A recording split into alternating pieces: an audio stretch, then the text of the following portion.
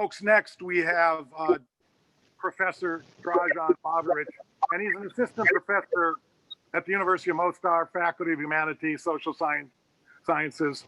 He currently is the head of the Department of Political Science and Secretary of Council of Postgraduate Studies. He holds a master's degree in political science from the University of Zagreb and a PhD in political science from the University of Sarajevo. He's widely published and has worked on fellowships and exchange programs in Slovakia and the Czech Republic. He's an expert on generating and studying civic activism. His main area of scientific interests are contemporary political theory, politics connected to peace studies, and also theories of a national nation-state nationalism and international security. Professor Barbarić, thanks for your patience. We're going to talk about some of the ongoing challenges, constitutional-wise, within Bosnia and Herzegovina. The screen is all yours, Professor. First of all, I would like to thank the organizers, especially Mr. Kavina, for the opportunity to participate in this event with such an honorable guest. The main goal of my short presentation would be to show the fundamental problems of Bosnian and Herzegovinian constitutional framework, which constantly creates political crisis, and also, which is extremely important, puts the Croatian national community, Croats as the constituent people, in the subordinated political position. I would like to make just one short methodological assumption. I would like to make the distinction between original Dayton Peace Agreement and, of course, its Annex 4 as a original constitutional base of our country, in comparison with the Dayton, within quotation marks. Metaphorically speaking, Dayton Peace Agreement Annex 4 is a text and also a legal spirit of the Constitution, and distinct from the Dayton, which are modifications and also reinterpretations of the original constitutional base. So problem is, we have only one original Dayton Peace Agreement, only one original constitutional base within Annex 4, but at the same time, we have three Daytons within the same political system, within the same society, which means three different interpretations of contemporary political system, but also the future visions of our country and also the political system of Bosnia and Herzegovina. As probably all you know, that Dayton Peace Agreement created some sort of hybrid type of political system with the elements of consociational regime, probably to preserve the fundamental principle of constitution, which is the constitutivity of the peoples. That is a basic and fundamental principle of Annex 4.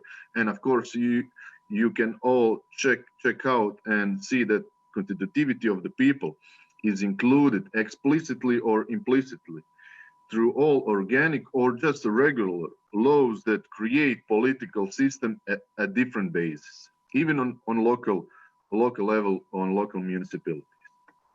Also, Dayton Peace Agreement introduced in our political system some sort of foreign intervention agencies.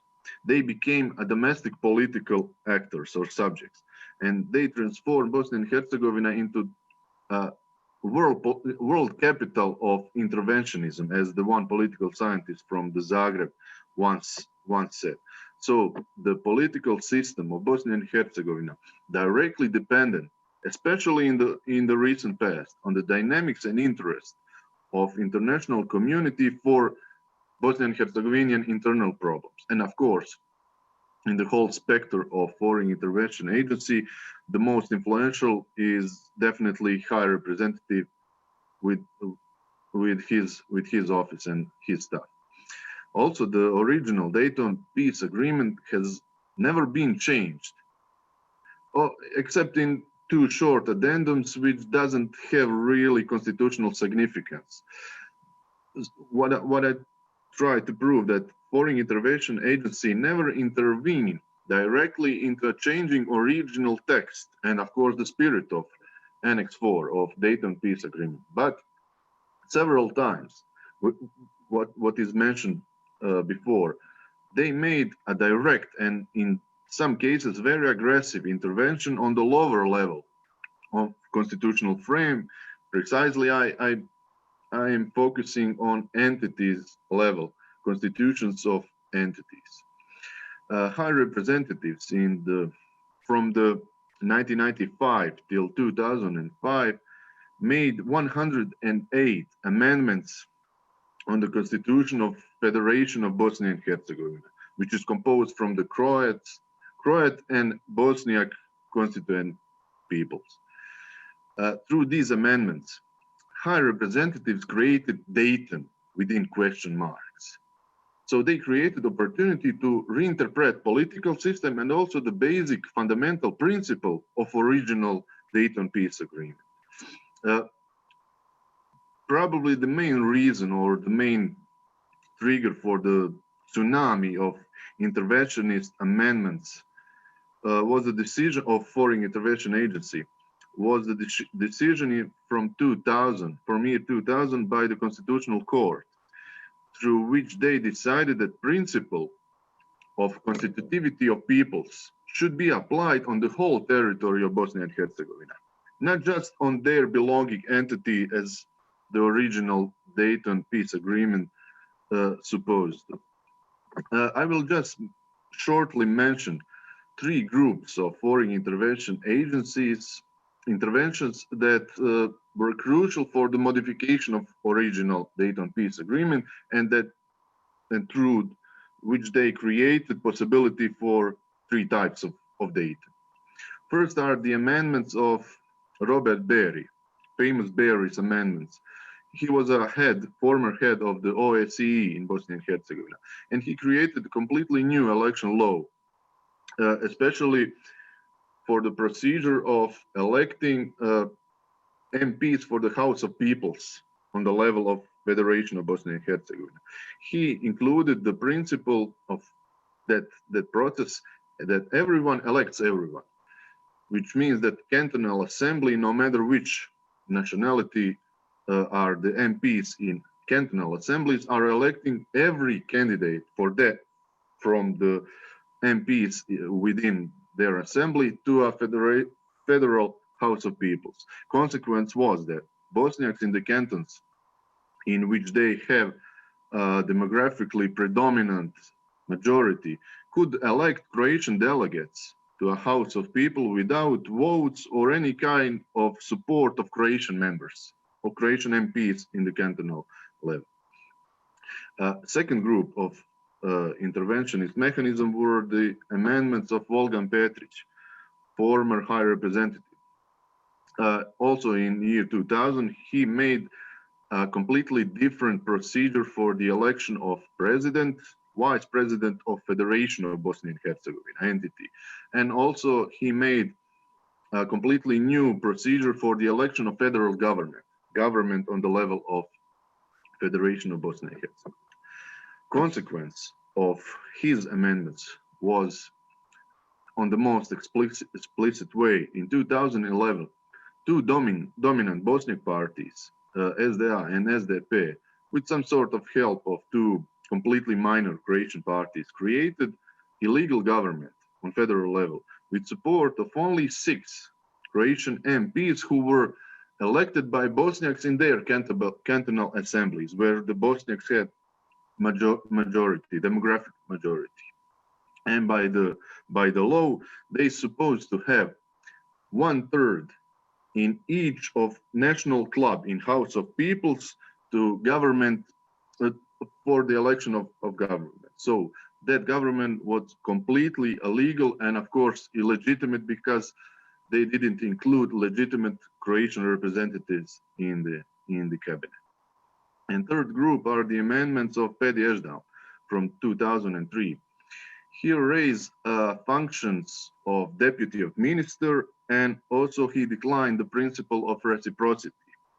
And of course, 1 year later, he imposed the statute for the city of Mostar and created complete confusion on the local level because that consociational regime just put down on the local level. So Mostar became complete political case because in comparison with other cities and municipalities, he had only a consociational regime on a local level, and all other municipalities and cities had a basic fundamental citizen approach, one man, one vote. And what is most important to underline is that none of these interventions, or the most of these interventions, have never been legitimized, nor through the parliamentary procedure, nor through the referendum of citizens, nor through the decisions of constitutional court. So they are completely non-democratic, and of course, in some cases, completely biased toward interest of one constituted people. But when the time has come and the Constitutional Court finally decided to do their job, they erased some of the provision of that enforced election law, and that happened in 2016. And all our current problem starts with that decision, because Bosniak political parties are trying to preserve existing manipulative mechanisms for the domination through election processes. Primarily, there are two crucial points of that manipulative mechanisms in election processes. One is a procedure for the election MPs on the federation level to the House of Peoples, and second is the process for electing member of presidency, Croatian member of presidency on the state level. Just short review on these two crucial or critical election points. House of People, as probably you know, each canton through its own elected assembly is delegating MPs to the federal House of Peoples. But each canton also has fixed quotas for all three constituent peoples regarding the percentages of population in that canton. But with one obligatory provision that from each cantonal assembly, at least one delegate must be from all three constituent people or all three national segments. And that is a big problem. Why? Because just one example. For example, Bosnian Podrinje canton, where by the last census from 2030 only lives 24 Croats, sends or delegates one Croatian MP to a House of Peoples. That means that Bosniak parties manipulate that process of election, of delegating Croatian MP from that canton, because there are no Croatian politicians at all in that cantonal assembly. And similar or same problem we also have in Canton Sarajevo, Tuzla, and Una Sana. Paradoxically, until the recent general elections from 2018, more Croatian delegates to a House of People on federal level were elected from the Bosniak majority cantons than from Croatian majority cantons. So that's the biggest proof that of the subordinated position of Croatian national segments in Bosnia and Herzegovina that I mentioned before. And second critical point of our election law is a problem of electing Croatian member of presidency on a state level. As you know, Federation of Bosnia and Herzegovina by the current law, election law, is treated like one electoral district in which we are electing one Bosniak and one Croat member of presidency to a state level. But so far, Bosniaks use 3 times the power of their demographical majority to completely overvote Croatian community of voters and to elect illegitimate Croatian member of presidency. So by those moves, they completely derogated the spirit and the text of Dayton Peace Agreement, original Annex 4. And to sum up my brief presentation, the main problem of reconstruction of election law in Bosnia and Herzegovina became practically existential question for the Croats in Bosnia and Herzegovina, which through their political representatives are just seeking to reset current political manipulative arrangement to initial settings which were inscribed in original Dayton peace agreement. Thank you for the attention. Professor Barbarić, thank you for that outstanding presentation. And I know it's pretty complicated for somebody who doesn't know the Federation and the national structure.